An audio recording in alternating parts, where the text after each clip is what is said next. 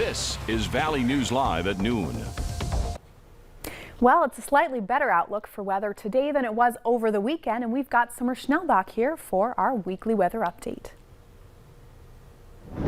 Good afternoon, everyone. Thanks, Anna. Yeah, it was a busy weekend in the weather department starting Thursday night through most of the day Friday. Round 3 came Saturday. Yesterday was a little quieter, but then, of course, we had some overnight snow. Luckily, it was on the light end.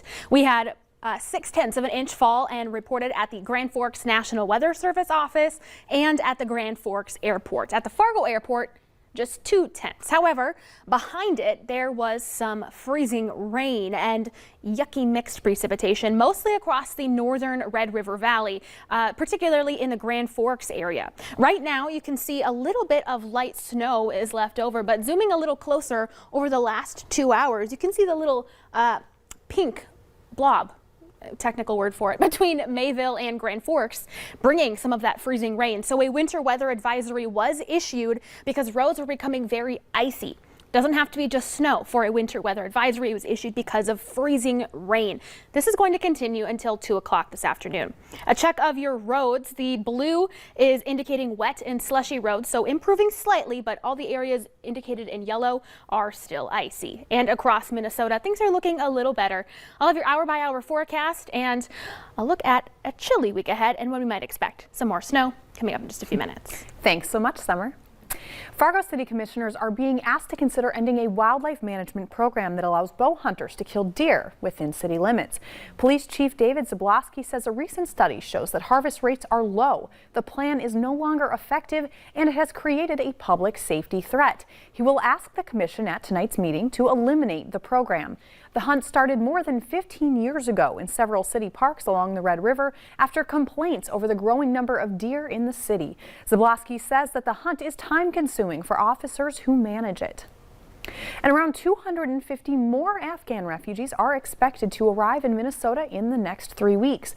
The International Institute of Minnesota says that the Afghan refugees will be placed here are the ones who had arrived at U.S. military bases in early September, and they have since completed health and security clearances. The institute has already resettled 250 Afghans, and now they're tasked with resettling the same number in a much shorter time frame, less than 1 month. Minneapolis activists are collecting accounts of police misconduct from the community members for a federal civil rights investigation into the Minneapolis Police Department to ensure that they have say in any potential changes.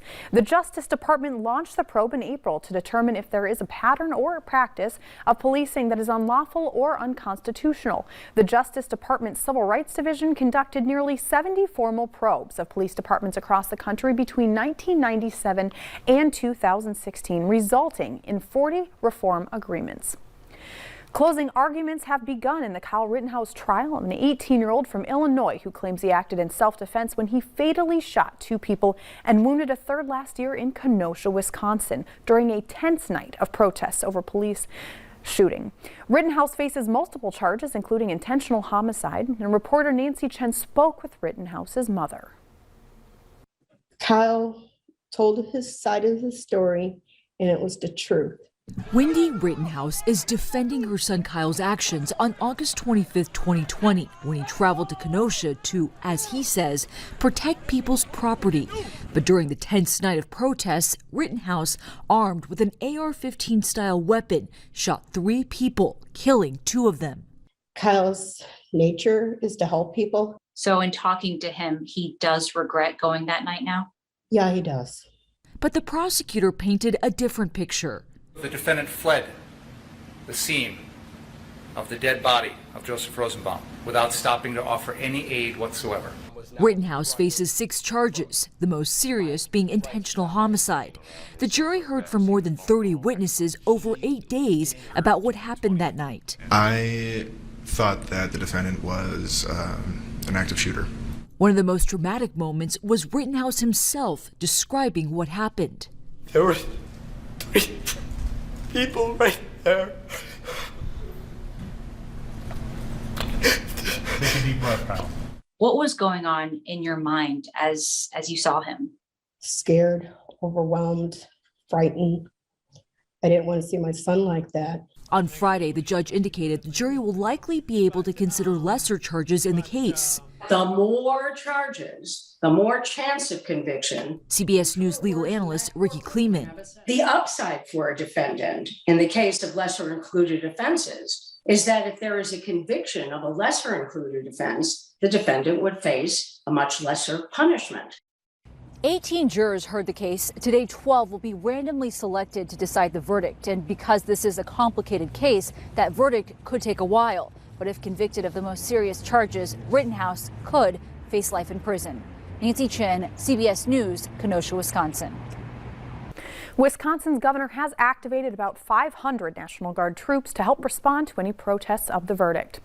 Now we have breaking news just into the Valley News Live newsroom. The manhunt for the person who police say forced a woman to drive to a bank at gunpoint to withdraw money for him at the ATM is over.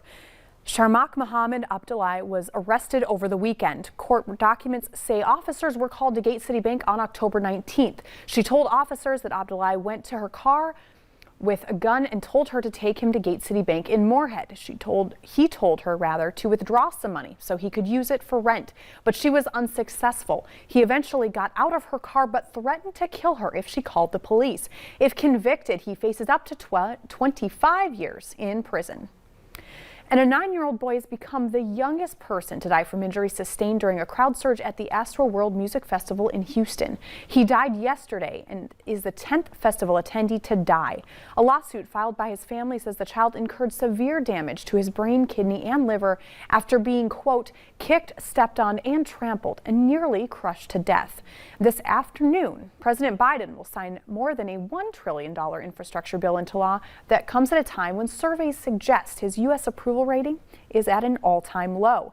Just 41% of those surveyed said they approve of the president's job performance, and 53% said they disapprove. President Biden's top economic advisor is expressing confidence, though, that the $1.8 trillion social spending plan will pass the House this week. We're confident that this bill is going to come up in the House this week, that we'll get a vote, it will pass, and it will move on to the Senate. This bill is actually going to address the core costs that American families are facing. Brian Deese says the passage of the legislation is as urgent as Americans face increasing costs on everything from gas to food to cars. Treasury Secretary Janet Yellen defended the Build Back Better plan, saying that while it's not expected to include a big paid family leave plan, it should help put more Americans back to work. Coming up at noon, chefs are turning up the heat when it comes to vegan food. We'll show you what dishes they're cooking up and what's considered a game changer.